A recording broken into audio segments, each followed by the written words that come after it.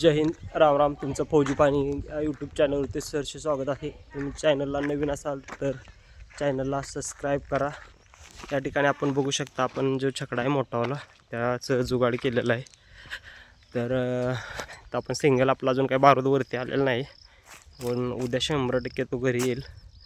अशा पद्धतीने आपण त्याला सपोर्ट दिलं. आपला छकडा जरा मोठा आहे, तर प्रॅक्टिससाठी हा छकडा वापरणार आहे. अजून पाऊस काय झाला नाही आणि टायर पण आपण त्याला ओढण्यासाठी ठेवला होता. तर बघा, येणाऱ्या काळामध्ये नक्कीच हे करूया. पाऊस कमी असल्यामुळे झाडांची कंडिशन जरा खराब आहे, पाणी कमी आहे, त्याच्यामुळे सुकलेले आहेत झाडं, तुम्ही पाहू शकता. आणि आजचं आपलं नियोजन होतं, एक शिवच्या मैदानात चालू होतं, प्रयत्न केला होता आपण, पण आपल्याला काय पायरा वगैरे चांगला भेटला आणि त्याच्यामुळे आपण काय एक शिवला पळत नाही. तर बघा, उद्या ओढूचं मैदान आहे 5 तारखेला. तर 5 तारखेच्या मैदानासाठी नक्कीच आपण ओढूला एक चांगला पायरा घेण्याचा प्रयत्न करतो आहे. जर पायरा चांगला भेटला तर ओढूला पाळणार, नाही तर मग 9 तारखेला कातर खटाव का निमसोडला मैदान आहे दुसऱ्या बैलाचं, त्या ठिकाणी पळणार आहे. आणि हे आपल्या गाईची जी छोटी कालवड आहे तुम्ही बघू शकता, आणि कपाळावर खूप सुंदर असं तिचा मळवट भरल्यासारखं एक वाईट लाईन आहे, तर खूप छान आहे. येता आमच्या मावशीला दिलेलं आहे आम्ही त्याला. आणि बाकी आपले कोंबड्याचं सामान वगैरे पडलेलं आहे. शेडचं काम आपलं बऱ्यापैकी होत आलेलं आहे, झाडांची कंडिशन तशी खराबच आहे. आणि बाकी आता आज बघूया, आज पेपर आहे आपला, आपण पेपरला पण जाणार आहे. बरेच दिवस झालं सुट्टी आले, 7-8 दिवस झालं जागरण वगैरे असल्यामुळे आपल्याला काही व्हिडिओ बनवता आलेला नाही. आज भरपूर दिवसानंतर व्हिडिओ बनवतो. शेडचं काम आपलं 150 फुटाचं आपण शेड बनवलं होतं, पण सध्या ते आपण आता 100 फुटामध्येच काम केलेलं आहे. बाकीचं पोल वगैरे तसंच उभं आहे. बघा, भविष्यात जर काय आपल्याला प्लॅन बांधवायचा असेल तर आपण हे मोकळे अलीकडची जागा आहे त्याच्यातनं 100% बनवू शकतो. बघूया काय येणाऱ्या काळात काय होतं, अपडेट येते ते. थोडासा पाऊस झाल्यामुळे चिंचेची जेवढी झाडं आहेत तेवढी आता हिरवी झालेली आहेत. बाकी आंब्याचं सीझन अजून चालूच आहे, आंबे आहेत अजून झाडाला टिकलेले आहेत. खूप ऑर्गॅनिक असं सेंद्रिय आंबा आहे आपला. आपण कोणत्याही प्रकारचं खत वगैरे आंब्याला वापरत नाही. तरी शेडमध्ये आपण स्टेज केलेले आहेत. पहिलं वरचा स्टेज होतं, त्याच्यानंतर तुम्ही बघू शकता या ठिकाणी खाली एक स्टेज केलं आहे. बाकी जाळे वगैरे आलेले आहेत, पाईपी वगैरे जोडून घेतलेलं आहे. ते साईडचं वगैरे प्लॅस्टर थोडंफार राहिलेलं आहेत गोष्टी. ही एक दुसरं 2 नंबर स्टेज म्हणजे, आणि खालचं आहे ते तिसरं टप्पा आहे. कारण हाईट आपल्याला जमीन समान नसल्यामुळं खूप उंचीवर बनावं लागलं. तर आपण येणाऱ्या काळामध्ये बघूया या ठिकाणी आपण काय करू शकतो. कोंबड्या खालीवर होण्यासाठी चांगला 1-1.5 फुटाचा हा डिस्टन्स आहे.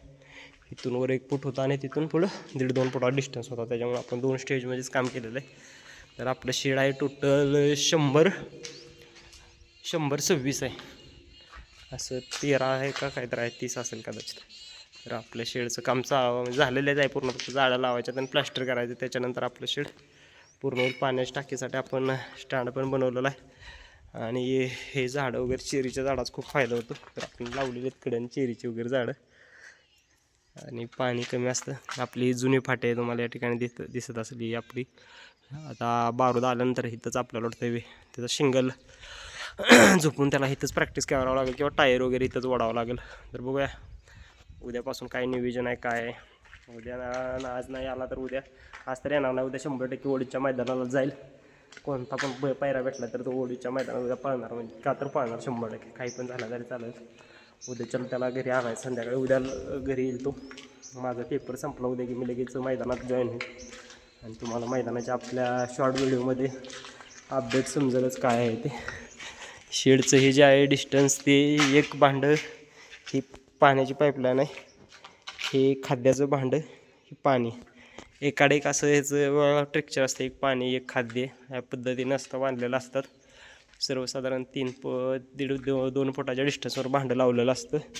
ही छोटी जाळी लावण्याचं कारण असं आहे की याच्यामध्ये शेडमध्ये कोणत्याही प्रकारचा पक्षी वगैरे आतमध्ये येत नाही, किंवा प्राण्यांना वगैरे येण्यासाठी त्रास होतो.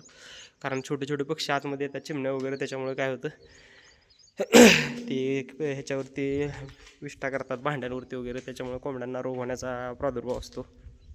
त्याच्यामुळे छोटी जाळी लावलेली आहे.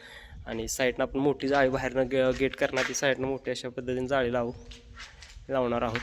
आता येणाऱ्या 15-20 जूनच्या नंतर पूर्ण काम होऊन आलं वाटतं. जुलै महिन्याच्या ह्याच्यामध्ये आपल्या शेडवरती लॉट येतील. हे दरवाजे बनवलेले आहेत 2 ह्याचे अँगलचे, आणि हे 2 चॅनल शिल्लक आहेत. ह्याचं आपल्याला बारूदला हे ओढायसाठी करायचं होतं, टायर ओढायसाठी ह्याचंही बनवायचं आहे आपल्याला. तर बघूया आल्यानंतर सगळं. आणि शेडची हाईट इथं जास्त आहे, नक्कीच 100% उन्हाळ्यामध्ये हाईट जास्त असल्यामुळे फायदा होऊ शकतो. तुम्ही बघू शकता खूप जास्त हाईट आहे या ठिकाणी. तरी हाईटचा खूप फायदा होतो. उन्हाळ्यात खूप कमी ऊन लागतं, इथे थोडीशी कमी आहे हाईट. तर तुम्ही पण शेड बनवताना काळजी वगैरे घ्यावी. ही आता ही बाहेर कमी जागा सोडली, ती जास्त जागा सोडायला पाहिजे इथे. तर बघूया पुढचं नियोजन पण बाहेर काढावं लागतं थोडंसं. पूर्व पश्चिम शेडचं असं बांधकाम आहे आपल्या आणि खूप लांब असं शेड आहे, तुम्ही बघू शकता.